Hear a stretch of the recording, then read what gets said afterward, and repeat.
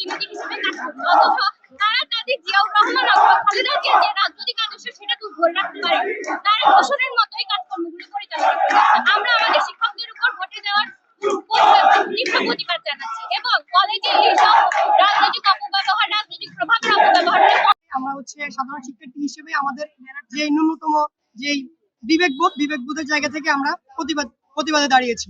গতকাল ঘটে যাওয়া অনাকাঙ্ক্ষিত ঘটনাকে কেন্দ্র করে যারা আমাদের শিক্ষকদেরকে লাঞ্ছনা করেছেন তাদেরকে উপযুক্ত শাস্তি গ্রহণের জন্য আমরা আমাদের আজকে যুক্তিযুক্ত বন্ধনের আমরা আয়োজন করেছি। আপনি কি বলতে চাচ্ছেন এখানে আপনাদের কোনো রাজনৈতিক কোনো ব্যক্তি নাই? না, আমাদের এখানে কোনো রাজনৈতিক কোনো ব্যক্তি নাই। আমরা সবাই এখানে সাধারণ শিক্ষার্থী, কেউ কোনো রাজনীতির সাথে জড়িত না।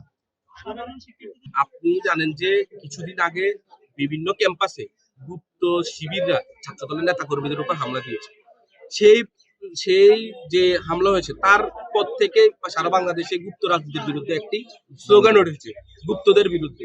আপনি দেখবেন আমরাও গুপ্ত রাজনীতির বিরুদ্ধে গত পরশুদিন দেয়াল লিখন করেছি। তারই ধারাবাহিকতা আজকেও আমাদের সেই কার্যক্রম চলছে।